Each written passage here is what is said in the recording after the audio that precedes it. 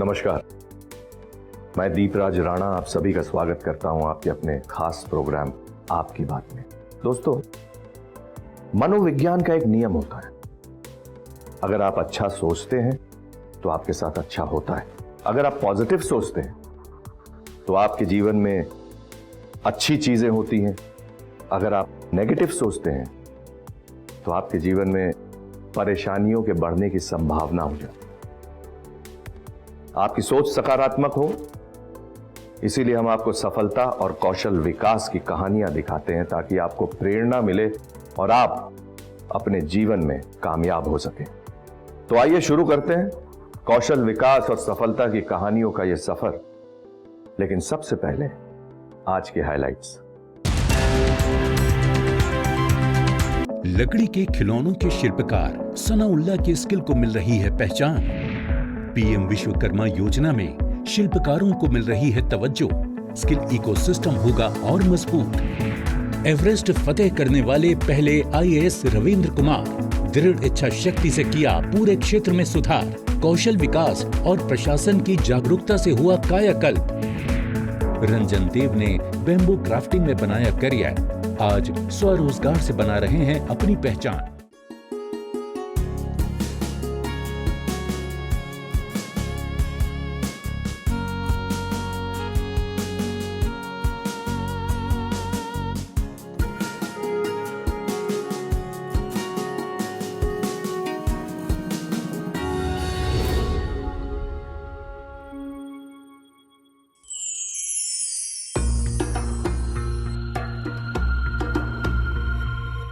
भारत का उत्तर पूर्व का क्षेत्र इस देश का सर्वाधिक महत्वपूर्ण क्षेत्र है। प्राकृतिक संपदा तथा सांस्कृतिक वैभव का जैसा असीम भंडार यहाँ बिखरा पड़ा है, वैसा इस देश में ही नहीं। यहाँ विभिन्न कुलों की अनगिनत भाषाएं, अनगिनत लोग तथा अनगिनत संस्कृतियाँ ऐसा बहुरंगी वातान रचती हैं कि देखने समझने वाला मोहित होकर रह जाता है।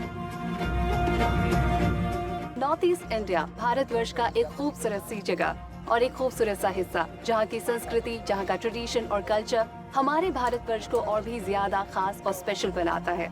और जब यहाँ की संस्कृति और ट्रेडिशन का जिक्र हो तो म्यूजिक का जिक्र ना हो, संगीत का जिक्र ना हो, तो ऐसा हो सकता है क्या? तो आज इस खास सफर पर मैं आपको लेकर जाने वाली हूँ और ये सफर होगा म्यूजिक का। और आज के इस खास सफर पे हम तय करेंगे जी हाँ हरिकेन गर्ल्स के साथ। ये है music saga from the heart of north east और मैं हूँ आप ही की होस्ट मंदिरा।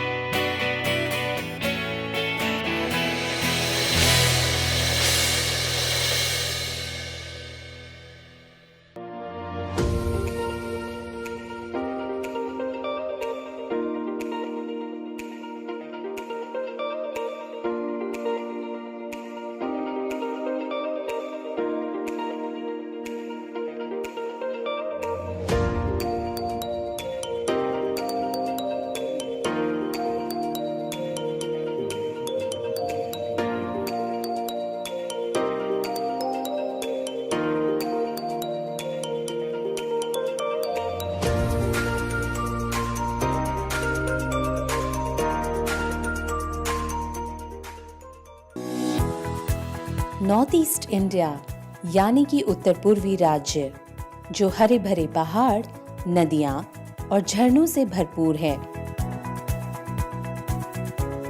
सदियों से इनकी कहानी और यहाँ के विभिन्न जनजातियों ने लोगों को काफी वजह दिए हैं भारत के इस भाग से जुड़ने के। ये न सिर्फ टूरिस्ट के लिए प्रकृति का खजाना है, बल्कि अपने लाजवाब स्वादिष्ट खानों के अलग अलग वैरायटीज के लिए पहचाना जाता है। तो ये होगा सफर उत्तर पूर्वी राज्यों का और यहाँ के स्वाद का। ये है the hidden kitchen of north east.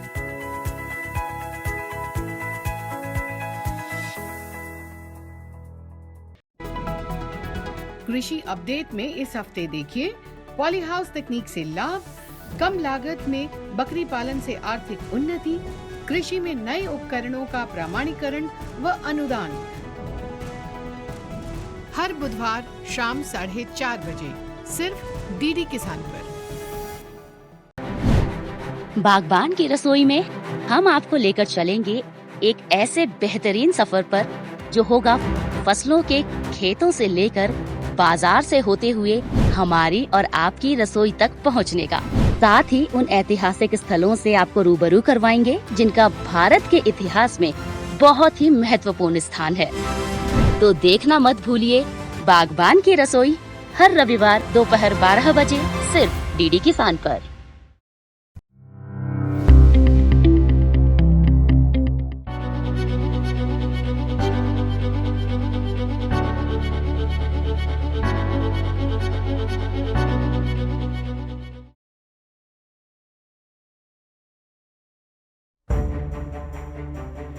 India is a vibrant, fast-developing country. Its urban landscape constantly changing, constantly evolving. Yet the story of urban transformation cannot be complete without uplifting the urban poor and creating an enabling environment for their growth. It is in this direction that the Ministry of Housing and Urban Affairs, Government of India, has been implementing the Deen Dayal Antyodaya Yojana, National Urban Livelihoods Mission. DAY NULM addresses multiple dimensions of urban poverty through 5 main components: social mobilization and institution development, employment through skill training and placement, self-employment program, support to urban street vendors, and shelter for urban homeless. The urban poor households have been mobilized into a 3-tiered structure with self-help groups at the grassroots level, area-level federations at the slum or ward level, and city-level federations at the city level. The SHGs are adhering to the Panchasutra.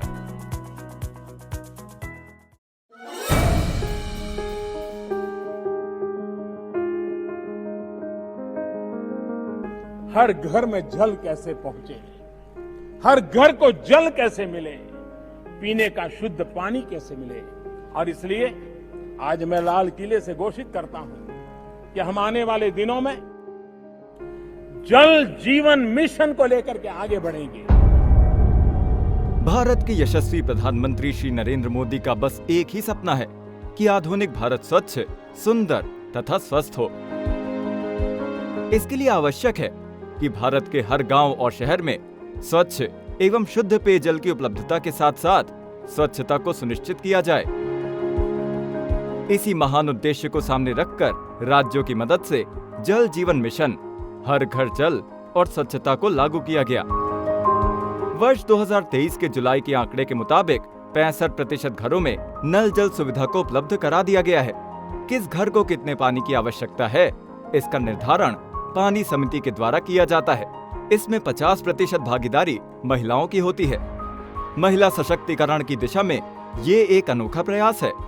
साथ ही ये भी सुनिश्चित किया जाता है कि घरों के अलावा स्कूल, आंगनवाड़ी केंद्र, स्वास्थ्य केंद्र आदि स्थानों पर दीर्घकालिक आधार पर शुद्ध पेयजल उपलब्ध हो।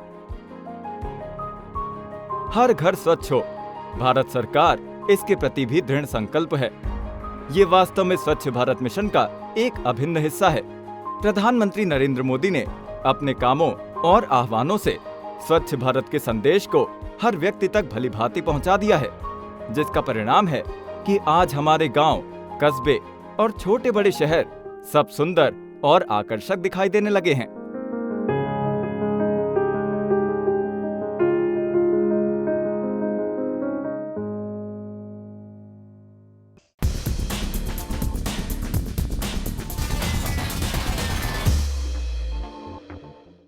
It's a wet day here in Coimbatore, but it doesn't matter because we're all set for round 3 of the JK Tyre National Racing Championship.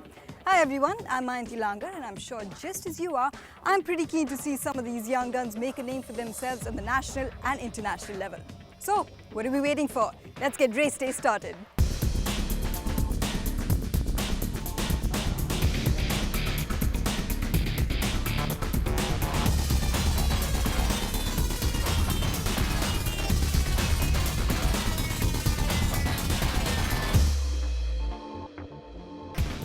While the motorists are out of play, I took this opportunity to sneak on down to Kasama and the Naga Heritage Village. Over the next few days for the Hornbill Festival, they're showcasing 16 of the major tribes of Nagaland, which happen to make up 20% of the tribal population of India.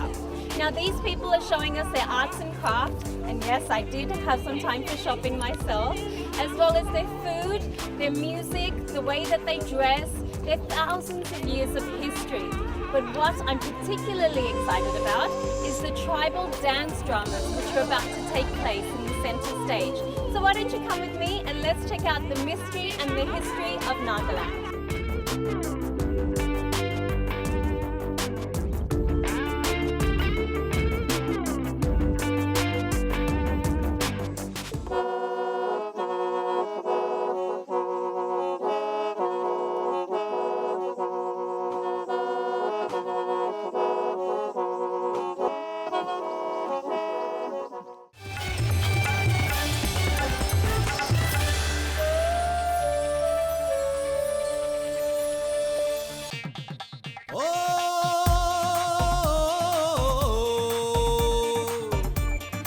धरती के हैं लाल हम धरती के दिल में रहते, अरमानों में अपने हिम्मत और हौसले। अरे उगले सोना उगले चांदी हिम्मत यारो ऐसी, घर ले आए नया सवेरा नई नई खुशहाली। हम है किसान हमें रखना है मान, देनी है नई मिसालें, कामयाबी की मिसालें।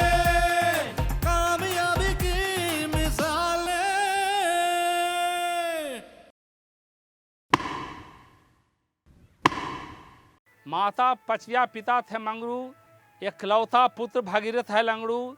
70 साल वो पार किए पर दिखते थे जस तस के, बाबा दशरथ धुन के पक्के।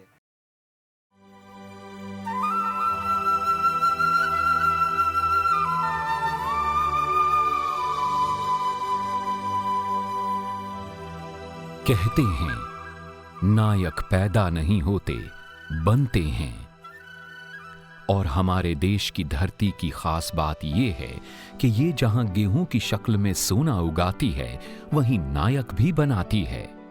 देश के कोने कोने में ऐसे हजारों नायक, महानायक, हीरो हैं जिन्होंने अपनी दृढ़ इच्छा शक्ति, हौसले, साहस, हिम्मत, लगन, मेहनत और संयम से न केवल समाज को एक नई दिशा दी, बल्कि नायक की परिभाषा भी बदल दी। हमारी ये श्रृंखला ऐसे ही नायकों पर आधारित है।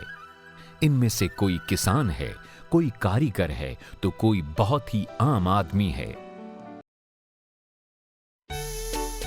मम्मा, मम्मा देखो, आज मुझे स्कूल में A+ मिला। ठीक है, लड़की है, घर का काम सिखाओ, स्कूल भेजने की क्या जरूरत है? पुष्पा, देखो हमारी बेटी ने टॉप किया है। मैं अभी सबका मुंह मीठा करवाती हूँ। इसी बहाने गणपति की मिठाई भी खाने को मिलेगी। क्या जरूरत थी इतना पढ़ाने की? अब कौन करेगा इससे शादी? एक दिन हमारी पोती अपनी शादी खुद करके दिखाएगी। दादी, ये मेरी शादी का कार्ड।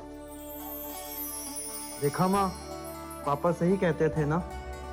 बेटा, ये सब कुछ इतनी जल्दी कैसे होगा? रिलैक्स दादी, गणपति है ना, सब हो जाएगा।